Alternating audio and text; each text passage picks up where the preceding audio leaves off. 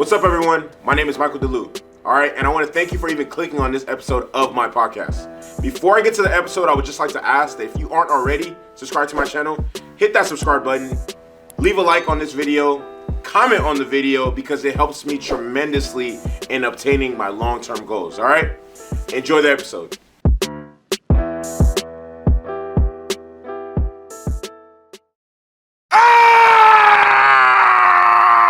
Let's go! All right, so my name is Michael DeLu, and today is, man, I honestly feel incredible today. Today is an amazing day to talk about sports. Today is an amazing day to talk about sports. Today is Tuesday, June 15th, 2021. All right, and I don't know about you guys, but the sun is coming up right now. I'm looking. It's going to be a great day. Amazing weather in Los Angeles, California. I can't wait to get my day started. I can't wait to knock out this podcast, and I can't wait to give you the hottest sports podcast from the fucking streets, nigga. Let's go. All right. I'm gonna just jump right into it. All right, I'm gonna just jump right into it. Two interesting games last night in the association and the playoffs, and I'm gonna get into the first one that occurred on the East Coast. So the Atlanta Hawks even up the series against the Philadelphia Sixers with their win. They beat the Sixers 103-100. I'm gonna just jump all over the place and just tell you what I think, how I feel, all of the above. All right. So first and foremost, the first thing I love to do is give credit to where credit is due. That's the first thing I always do. I always give credit to where credit is due because that's just the right thing to do. It's just the right thing to do. That's how I was raised. That's how my parents handled our household. They would give credit to where credit is due. If one of us did something nice, we would get something. All right.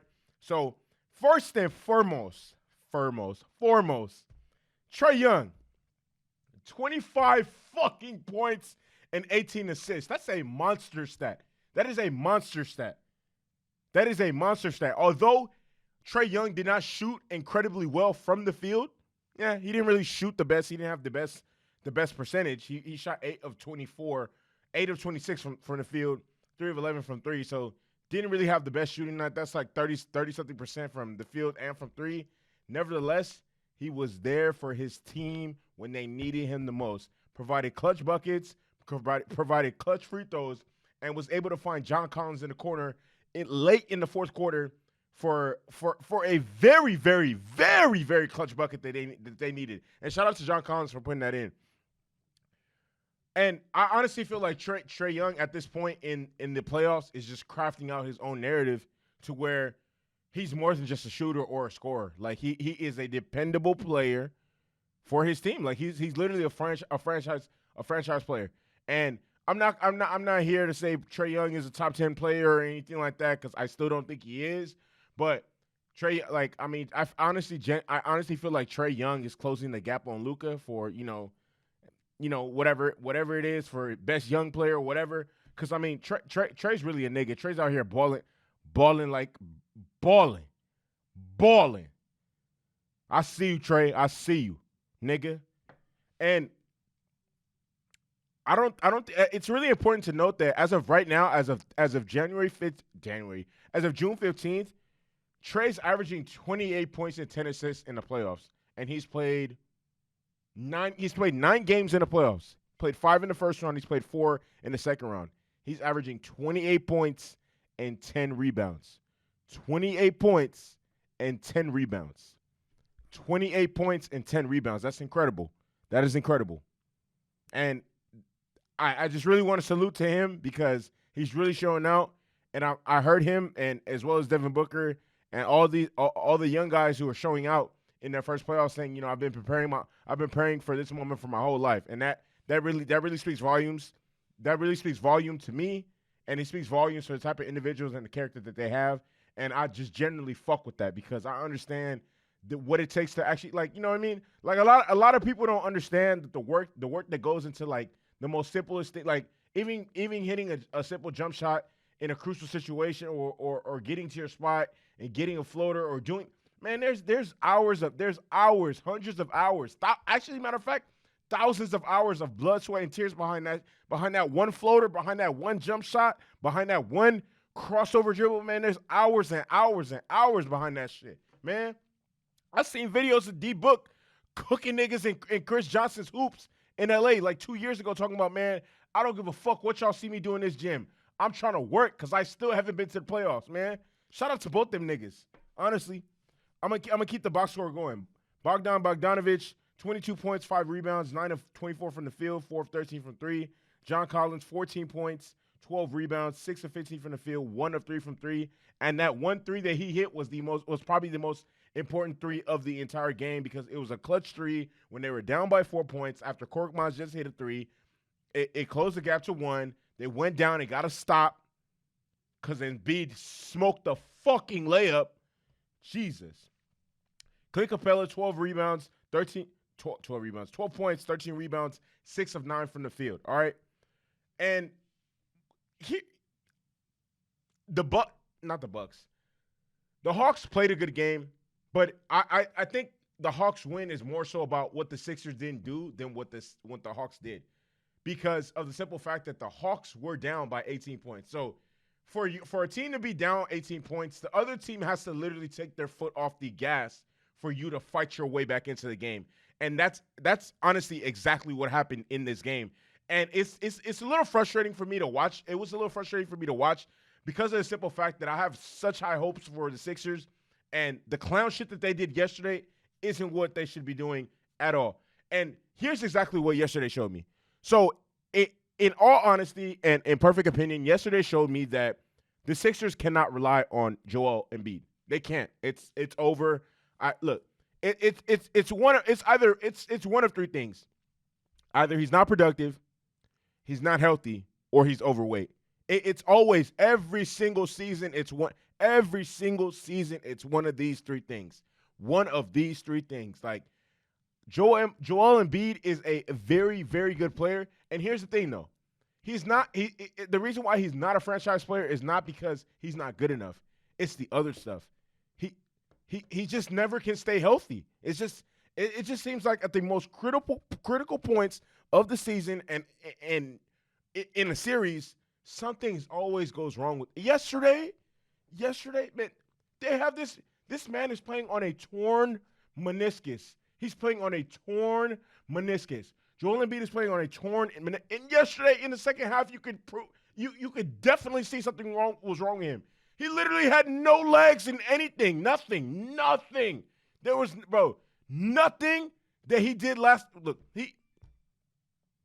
oh my God. He ended the first half 4 of 8. He finished 4 of 20. He took 12 shots in the second half and missed all of them. The very last shot he took, he smoked the fucking layup. He smoked a simple-ass layup. My mom could have scored that shit. And honestly, like just watching that shit, it was probably like a very gut-wrenching and horrific loss for the Sixers, because of the simple fact that, man, the Hawks are a team that the Sixers should have been able to finish in 5. Now it's gonna go to 6. Might even go to 7. That's time that Joel Embiid needs to be resting, needs to be recovering, and that's extra games, extra minutes he's gonna have to log on those bum-ass knees that he has, bum-ass lower body. I just don't know what it is about Joel, man. Hey, that's extra time that's gonna be accumulated onto his body that time that he could have spent resting. And it's just unfortunate for me to see, because, I am one of the individuals that had the Sixers getting all the way to the Eastern Conference Finals, which I honestly still think they will. But, man, time, energy, and days off, that matters in the playoffs. That matters. That makes a difference. That adds up. That will make a difference. The Suns are at home chilling, waiting for their next opponent. That's Chris Paul getting healthier, DeAndre Ayton getting rest, Devin Booker getting rest, Jay Crowder getting rest. Man, you need the quicker you can wrap up a series, the faster you need to do it. If you're playing a team that you know you can beat and that you should be beating, bro, beat the fuck out this team. Beat the fuck out of this team. Like it doesn't even make sense. It doesn't even make sense what exactly is going on, and that I don't know. I I don't know. It's mm, I don't even know where to begin with that because like I said, I just feel like the Sixers have such a great chance to win a championship this season, and here's one of the things: it takes so many things to go right for you to win a championship at any team. That could include teams that you might possibly have to face getting injured, i.e., Brooklyn. Brooklyn is playing today without James Harden and Kyrie Irving. So if the Sixers see them in the second round or whatever, like, and they still without those guys, man, that makes it so much easier for them to beat. Take care of business now. The Bucks don't look all the way 100. Like, the Sixers should be licking their chops right now, man. They should have went out there and blew these niggas the fuck out, stepped on their necks, and went home up 3-1 and finished out the series. That's what should have happened, but that's not what happened. You blew an 18-point lead. Please get the fuck out of here. Please go back to the drawing board. You blew an 18-point lead. And as bad as I want to kill Joel Embiid, bum ass, Ben Simmons was no better. Ben Simmons was no better, bro. Oh my God, I've always thought he was ass cheeks. Look. As bad as Joel Embiid was, Ben Simmons was even worse. Ben Simmons took one shot in the second half and he didn't even make that shit. Ben Simmons took one shot in the second half and he didn't even make that shit. The fuck is wrong with you, man? Ben Simmons every it seems like in the playoffs every year, Ben Simmons just shows me how useless he really fucking is. Like it baffles me. I don't even know what to say sometimes. Like, honestly, when I watch Ben Simmons play, I just sit there and I'm just honestly baffled. Like, what the fuck are you doing? Score, shoot, do something productive, please. It's all you, bro. You were drafted number 1 overall. You were not drafted to be a defensive anchor, bro. You are this is not why they drafted you. Oh my God. Oh my God. Ben Simmons, man, you got me. You got me. You tricked me. You tricked me. I thought you were a good player, but in pivotal moments inside playoff games, in different situations, bro, you just chuck up the deuces and you just bounce, bro. That's what the fuck he does. But hey, it is what it is. I don't really care who wins that series at all. I don't really care at all. I mean, I'm just here. I'm just here to see a good game. So whoever wins, I hope may the better team wins. The best of 3. You guys fight it out, duke it out, whatever. Let's get it. So the next game I want to get into is the Clippers versus the Jazz. And I want to be the first to say I was honestly very disappointed in the game that I watched last night. Wouldn't really say it was a game, but hey, it is what it is. The Clippers defeated the Jazz 118-104. Kawhi Leonard and Paul George both had 31 points. So I always give credit to where credit is due. I don't fuck with the Clippers at all. I don't fuck with the Clippers whatsoever, but I'm going to give credit to where credit is due. Kawhi had 31 points, 7 rebounds, 9 of 19 from the field, 3 of 7 from 3. Paul George had 31 points, 9 rebounds, 9 of 20 from the field, 4 of 10 from 3. Marcus Morris poured in 24 points as well as 6 rebounds, 6 of 11 from the field, 5 of 6 from 3. And yeah, that pretty much sums up the whole game. But one of the things I want to say is that the Utah Jazz lost this game after the first quarter. Like, after the first quarter was done, this game was over. The Jazz were down 17 points after the first quarter. The score was 13-30 in favor of the Clippers. And I'm sitting here at the studio watching this game like, this makes absolutely no fucking sense. Okay? You can't go down that much in the first quarter of a playoff game and think you're just gonna be able to storm back. That's just not how the playoffs work. That's not how life works. You can't, like, it doesn't even make sense. Like, you could easily tell, okay, yeah, this shit was over. Look. Here's the thing, and especially with the way the Jazz team is built, and the layers where like their performances, but from everyone outside of Donovan Mitchell just varies from on the road to at home. The Jazz, they were down big to the Clippers, like maybe like 14 in game 1. but they were able to bounce back because their players rally at home. They play great at home to where they snapped their fingers and that lead disappeared. Players like Jordan Clarkson, Royce O'Neal, Joe Ingles, they show up at home.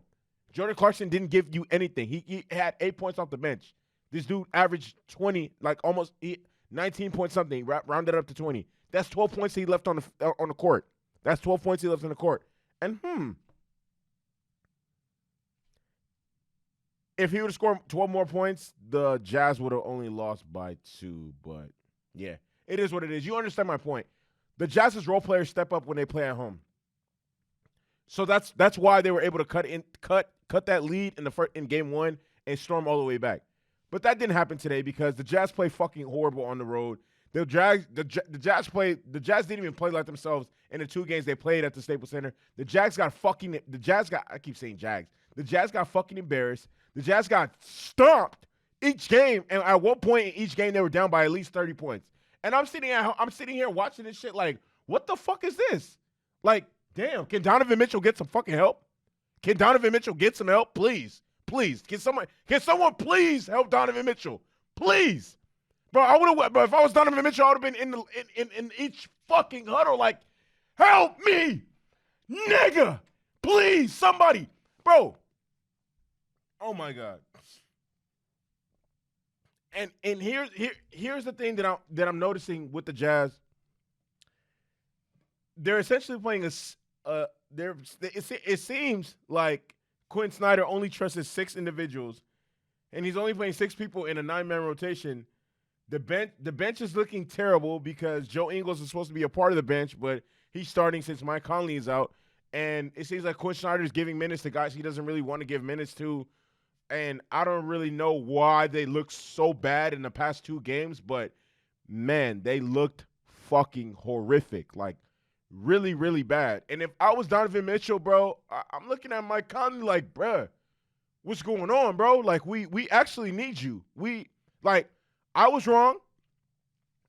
I feel like a jack. Every time I'm wrong, I genuinely feel like a jackass, and that's one thing I will never, like, not. Whenever I'm wrong, I'm going to proudly admit that I'm wrong. I said the Jazz will win this game in 5, 6 at the most, but nah, the 5 is not happening. 6 maybe, 6 I hope, 7 maybe, but it is what it is. I mean, I guess the Clippers are not as bad as I thought they were, but hey, it is what it is. At this point, I don't see the Jazz winning this series unless Mike Conley plays. I'm not sure if he plays. I'm not sure exactly how this is going to go down, but yeah, I don't really know what else to say about this. But let me get into the box score for the Jazz. Donovan Mitchell had 37 points, 5 assists, 9 of 26 from the field, 6 of 15 from 3. First of all, Donovan Mitchell should not be taking that many 3-point shots at all. That I don't even understand. Like, that doesn't even make any logical sense to me at all. Why the fuck is Donovan Mitchell shooting 15 times from 3? Does that sound like a recipe for a win? If Donovan Mitchell is taking 15 threes, does that sound like a recipe for any? No. Fuck no. Fuck no. Hell no. Fuck no. Jesus. Joel Ingles had 19 points, 3 assists, 7 of 9 from the field, 5 of 7 from 3. He actually played good. Bogdan Bogdanović, 18 points, 5 assists, 6 of 12 from the field, and 2 of 5 from 3. Joel Ingles played good, but none of this shit really matters because, I mean, the Jazz weren't really able to make any noise until the end of the first. No, not the end of the first. The end of the fourth quarter when they cut the lead down to 10.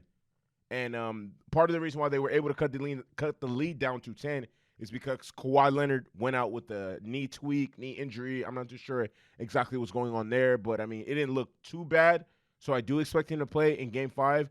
We're gonna see how his knee holds up or whatever happens. But I mean, even Donovan Mitchell's points, like they didn't do anything. They didn't do anything at all. Like when you again, and it goes back to exactly what the fuck happened in the first quarter. You can't go down that much on the road. Like, that doesn't even make sense. You as a road team, you're supposed to go in there and play perfect. You cannot go down that many points and like, in some cases you will be, but in most cases you're not going to be able to just storm all the way back, take the lead, and like, nah, that's like, especially when you're down, you're a primary ball handler, and you're play like it just doesn't really. I It was it was quite obvious. Like when I saw this shit, I literally was watching like again, for real, again. You guys got fucking blitzed out the gym. Game 3. So game 4, this is you come in here and you do the exact same shit. The exact same shit. And at that point I was like, you know what? I have better uses of my time. So I'm not just gonna sit here and waste my time watching this fucking game. I'm not that's one thing I'm never gonna do, all right? I'm not just gonna sit here and waste my fucking time watching a game that's a blowout. And that's gonna remain a blowout. And so I decided it was best for me to utilize my time adequately because I'm a busy man, and I started getting some work done. All right, and that's how that went down. So I'm really excited about today's game, the very pivotal game in the Eastern Conference semifinals. The Bucks are playing the Nets. Kyrie's not playing. James Harden's not playing, and we're gonna see how this plays out. All right. So before that even happens, I'm gonna watch these Euro games. I'm going to start reporting on that starting tomorrow. Not England. France is playing Germany. That should be a very, very, very good game. And I really look forward to that. I just want to thank everybody for your continued support. I've gotten over 600 subscribers in like the past week. This shit feels incredible. Like every time I see this shit, it makes me smile. It makes me want to keep working harder and harder and harder. And that's what the fuck I'm going to keep doing.